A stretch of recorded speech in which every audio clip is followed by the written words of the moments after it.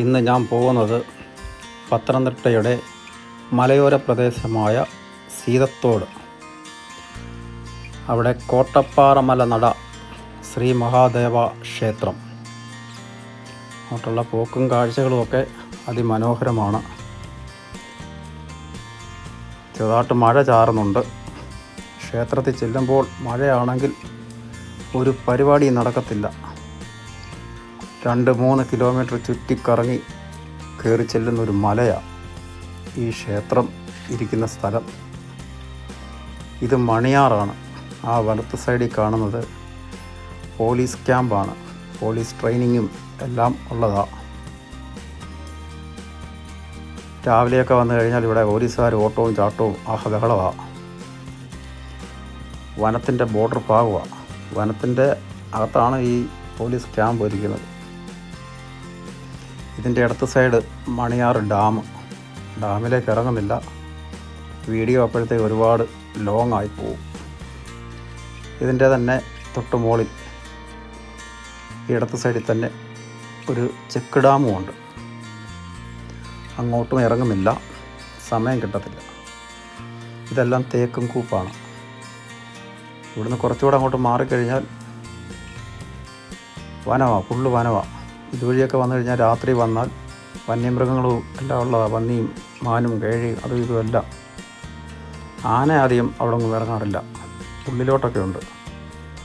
ഇതാണ് ചിറ്റാർ ജംഗ്ഷൻ കഴിഞ്ഞ് ഇവിടെ വന്ന് ഇങ്ങനെ U-ടേൺ തിരിയണം. ആ നേരെ കാണുന്ന റോഡ് വയ്യാറ്റുപുഴ എന്ന് പറയുന്ന സ്ഥലത്തേക്ക് പോകുന്നതാണ്.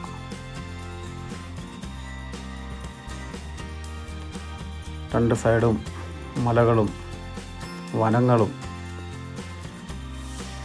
ജൂൺ ജൂലൈയിലെ മഴ സമയത്താണ് വരുന്നതെങ്കിൽ വെള്ളമൊലിപ്പൊക്കെ നല്ലപോലെ കാണാം.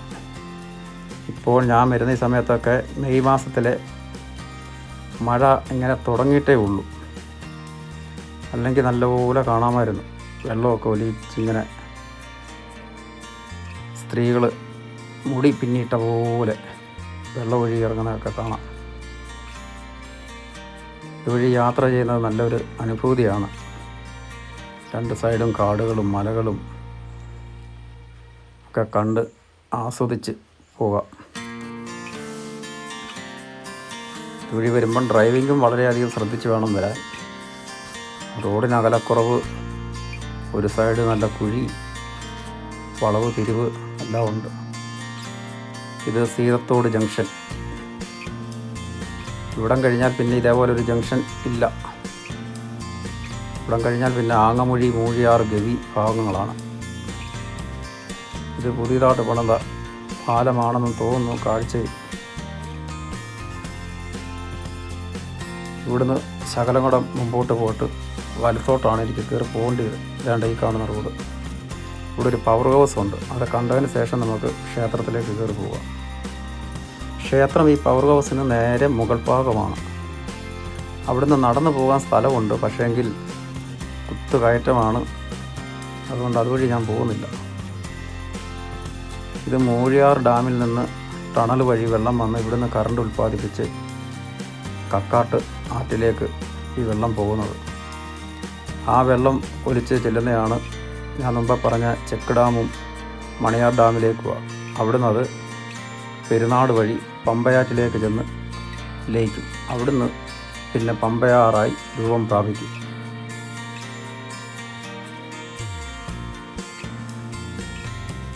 ഇതെല്ലാം കാണാൻ നല്ല രസമാണ്. എല്ലാ മലകളും കുന്നുകളും കാടുകളും ഒക്കെയാണ്.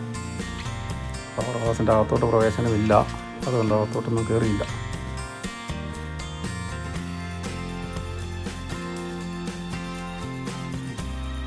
ഈ വഴിയാണ് ക്ഷേത്രത്തിലേക്ക് കയറി പോകുന്നത് വാഹനത്തിൽ വരുമ്പോൾ.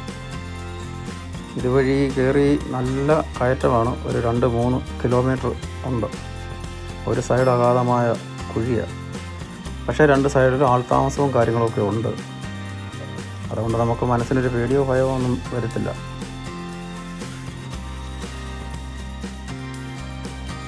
വാഹനം എതിരെ വന്നാൽ നമ്മുടെ ഈ സൈഡ് ഉണ്ടെങ്കിൽ നമ്മൾ നിർത്തി കൊടുക്കുക.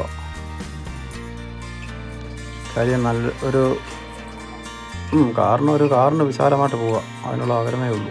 കോൺക്രീറ്റ് റോഡാണ്. ഇതാണ് ക്ഷേത്രം. ഈ ക്ഷേത്രത്തിലേക്കാണ് നമുക്ക് പോകേണ്ടത്. കാണുമ്പം ക്ഷേത്രം എന്തുകൊണ്ടല്ല കാണുന്നതാണ്, പക്ഷേ വാഹനത്തെ കറങ്ങി വേണം വരാൻ. നല്ല ദൂരമുണ്ട്. അങ്ങനെ ക്ഷേത്രത്തിൻ്റെ അവിടെ വന്നു. ക്ഷേത്രത്തിന് കുറേ മുകളിൽ ഞാൻ വണ്ടി നിർത്തി. താഴോട്ട് നോക്കിയപ്പോൾ വണ്ടി തിരിച്ച് കയറുമോ എന്നൊരു സംശയം. അതുകൊണ്ട് ഞാൻ നടന്നു വരികയാണ്. ഞാൻ പോയത് ഉച്ച സമയമാണ്. അതുകൊണ്ട് ക്ഷേത്രത്തിലേക്കുള്ള ആൾക്കാരാരെയും കാണാനില്ല. നല്ല മഴക്കോളുണ്ട്, മഴ ചാർന്നുമുണ്ട്. ഇതാണ് റോഡിൽ നിന്ന് നടന്നു കയറി വരുന്ന വഴിയുടെ ഗേറ്റ് ഭാഗമാണ് ക്ഷേത്രത്തിലേക്ക് കയറുന്നത്. ഇത് ക്ഷേത്രത്തിൻ്റെ പരിസരങ്ങളാണ്. ഇവിടെ നിന്ന് താഴോട്ടൊക്കെ നോക്കാൻ നല്ല രസമാണ്. താഴോട്ട് മാത്രമല്ല, 4 സൈഡിലും നോക്കാനെ കൊണ്ട് നല്ല രസമാണ്. നമ്മൾ ഒരുപാട് ഹൈറ്റിലായതുകൊണ്ട് മറ്റ് മലനിരകളെല്ലാം നമ്മുടെ കീഴ്ഭാഗത്തായിട്ട് വരും. ഇതാണ് കണ്ടോ, അത് സീർത്തോട് ജംഗ്ഷന്. ഞാൻ മുമ്പ് പറഞ്ഞ ആ ജംഗ്ഷൻ, പുതിയ പാലമെന്നും ഒക്കെ പറഞ്ഞു. ഇതുവഴിയാണ് നടന്ന് ഇങ്ങനെ കയറി ക്ഷേത്രത്തിലേക്ക് വരുന്നത്.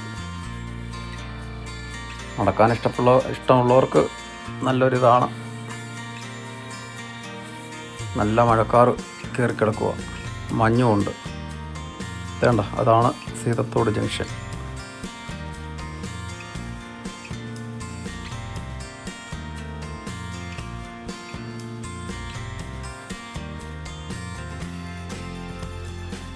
ക്ഷേത്രത്തിൽ രാവിലെയും വൈകിട്ടും ഇഷ്ടംപോലെ ഭക്തർ വരുന്ന ഒരു ക്ഷേത്രമാണ്.